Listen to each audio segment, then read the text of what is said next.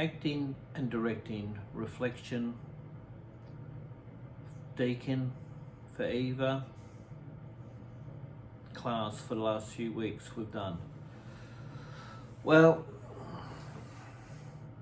we've watched a few little short films first before discussing anything. Creswick, which was, I was trying to research if it was made in that area of Creswick, which is now near Ballarat. Monster, I watched a little short film which on your site, which is really well done, about a mother and a child. This monster became alive, was in a closet. Then the Andy Lee comedy, which was pretty well written, well done, and talk more about that. And also looked at some of Jane Campion's short films and her actors and production crew talking about the power of the dog and what she's a reclaimed, director who's been directing for many years, and how she gave actors so much freedom and they liked working with her, and they were discussing techniques, how the backstory and how she let them become the character and gave them movement to just listen and inspire and excel with their performances. First of all, I'm going to be talking about, I'll be discussing the classes which we've participated with, like free, in groups of free, one as director, two as the actors in the short little scripts, and maybe the same scripts on some, with some people, but the different perspectives and the different aspects of what people, what the director and what the actor, what he could work with. Whether some people have it set in a beach, the park, maybe at home, at a airport, train station, bus stop. The list is endless. It comes down to imagination and the visionary of the director, and then the visionary, how the actors feel safe, and we'll discuss about that, and a trust with the whole project. It becomes a real collective, a process of trust with everyone involved in the film and directing screen process. The words of acting and directing are linked in the realm of screen productions. Both disciplines require a deep understanding of storytelling, character development, and the nuances of human emotions. I want to explore the dynamic between acting and directing, and highlight the techniques and approaches that contribute to compelling screen performances. Well, for starters, acting and directing are two pillars of screen production that work hand in hand. While actors embody the characters and convey emotions, directors have the visionary of the production. Their efforts together are crucial in creating memorable and an impactful film or documentary or whatever art screen project.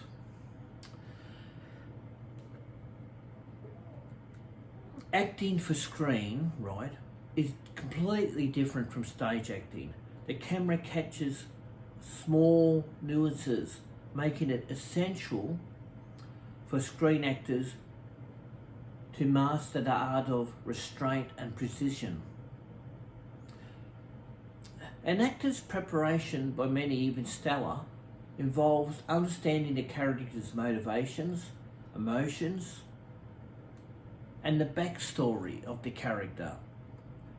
The deep internal work allows actors to delve and deliver authentic and believable performances.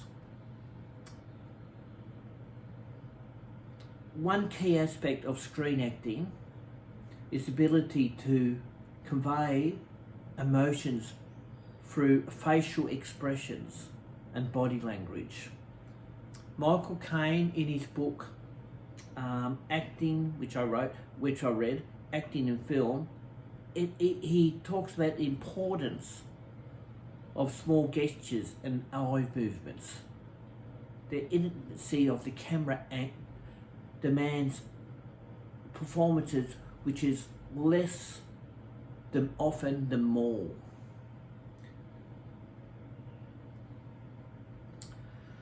I'll talk about the role of the director. Directors are the visionaries behind the screen productions.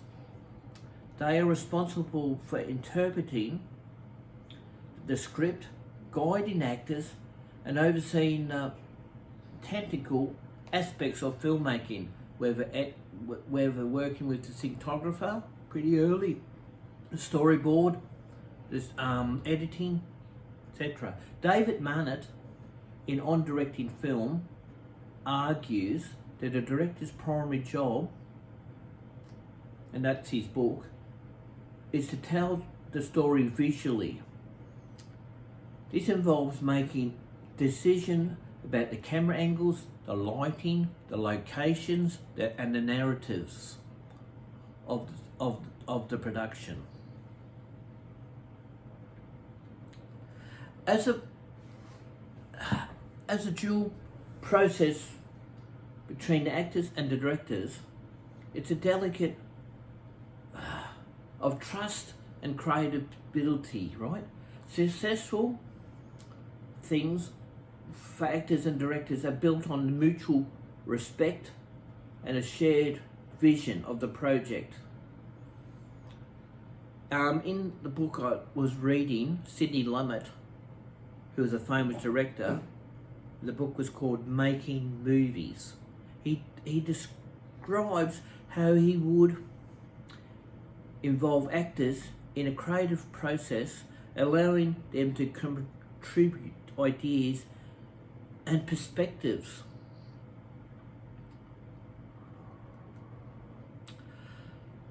Rehearsals can play a vital role in the screen production. They provide an opportunity for the actors and directors to experiment with different interpretations and approaches. Through rehearsals, actors can discover new dimensions of their characters, and the directors can refine vision for the screen. Look, a book I was reading, it wasn't written by Francis Ford Coppola, but it was on The Godfather, and he's discussing his technique with the actors and how he directed. Well, in The Godfather, Marlon Brando portrays Vito Corleone, and Al Pacino is transformation as Michael Corleone, are testaments to the power of acting with visionary directing, right? Coppola's directing allowed the actors the freedom to delve deeply into their roles. He created a real great atmosphere where Brando and Pacino could explore their characters' complexities. This result is a film that remains a masterpiece in cinematic art, and the performances are still celebrated and recognised today. With all dual roles with people, directors and actors, between it can be immensely rewarding, right? But it's not without challenges. Creative differences can arise in these areas, and the pressure of high schedules and budgets constrain relationships. However, when both parties are committed to the project's success, these challenges can be overcome. The reward of a successful dual collaboration in the film or television or documentary or anything screen shows that it resonates with the audience. It's because you get a good gel behind the camera, and it works, and it comes onto the camera off stage. I mean off the camera. The combined talents of the actors and directors make a powerful energy that brings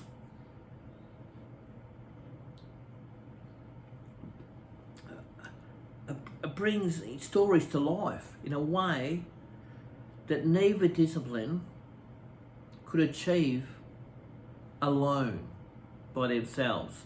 So, the director, has a lot of people he has to work with, like a whole crew, whether it's editors, whether it's extra, cameraman, gaffers, cinematographers, of course, storyboards, depends who's artist, even composers, and then the actors, of course.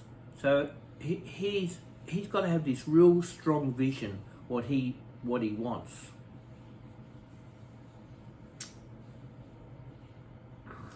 And I would say also acting and directing are two sides of the same in screen productions. They can between these disciplines is essential for creating compelling and memorable films and documentaries through trust and a shared vision.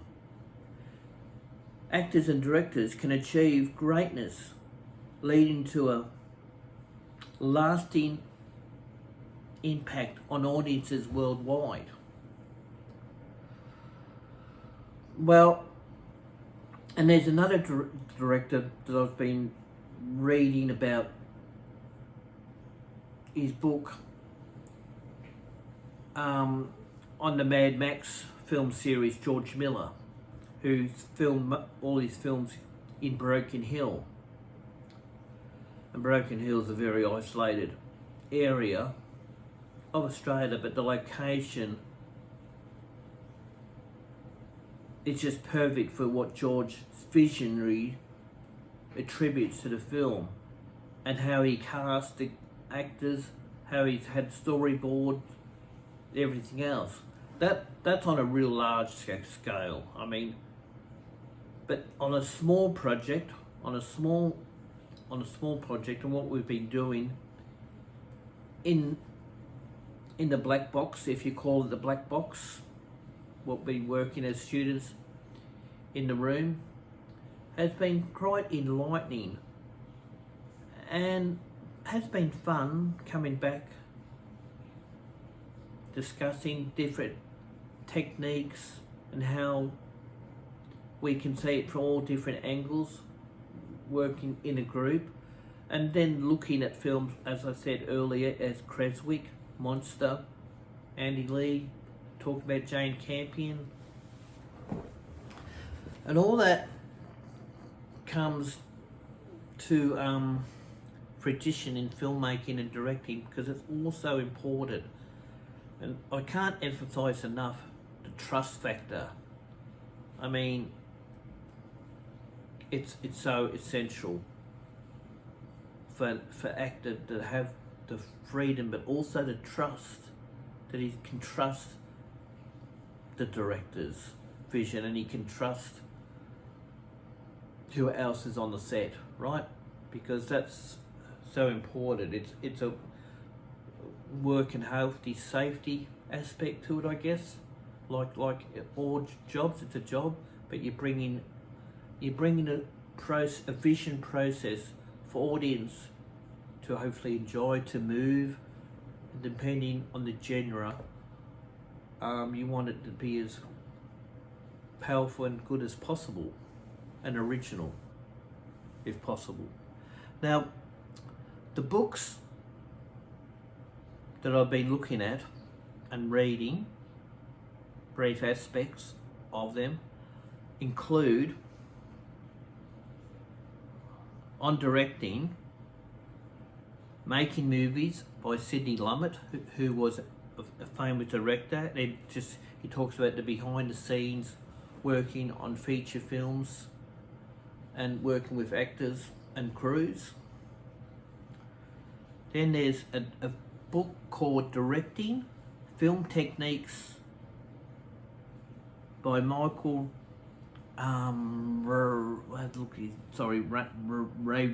Recher.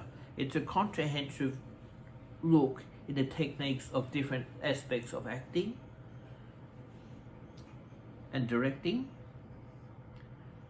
And the other book I read on directing, a reference, is On Directing Film by David Mamet, which I mentioned earlier, where if he offers insights in the process of directing from a perspective of him as a playwright and as a director, because he's written many plays. On the acting reference front, I looked at books from The Art of Acting by Stella Adler, which is a famous acting studio still today, still techniques.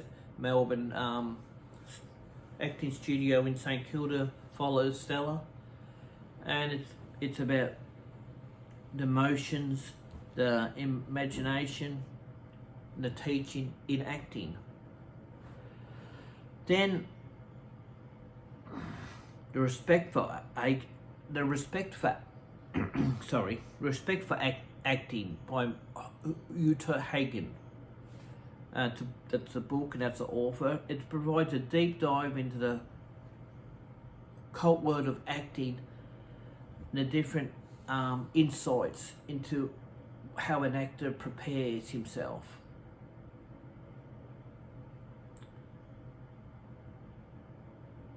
And an interesting book I read extracts from was Acting in Film, an Author's Tale by Michael Caine. Michael Caine's, a famous English actor, and he offers practical advice, which reading it, about how acting and performing for the screen, and how he prepared. It's a well-researched book. Another book I didn't fail to mention I read was on the Coen brothers, who work as a duo, and they've written many films. Ethan and Joe Coen, American directors, producers, and writers. Who one of the first films was called Fargo, which was turned into a TV series.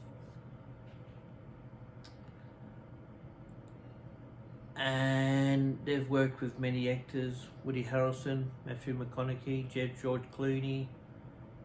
George Clooney himself has directed films too. But their perspective, how they've worked, their book is how they've worked with actors in their films and how they've storyboard and how their visions. It all comes down to whether it's a small, limited budget for a short film, a student film, a longer feature film, or big budget films. All comes down to the vision process of the director. And the actors have got to have a vision process also. They've got to have a backstory, and they've got to really integrate their characters. And I know some actors become the character even when they're when they're off screen. So their performance, they want a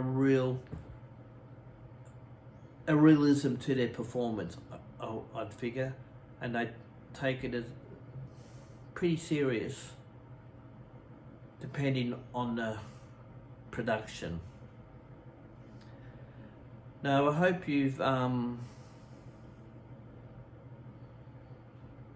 enjoyed my reflection. I've really enjoyed my reflection. Is it's been well worth the journey to finish acting and screen for film and directing, and hopefully next few weeks I'll learn a lot more, and if I get a chance, because I know a lot of people out in the film industry and stage, I can put that into fruition for new ideas and new techniques. So it's been very helpful, and I really appreciate Eva's great instructions and her simplistic, not simplistic, her detailed. And she makes it simplistic, how she, which is quite complex, but she gives every student a real good understanding of the acting and of the directing by watching little short films, by doing little acting, little classes in groups. And I think it's a real great process for everyone. And yeah, I would say thank you very much.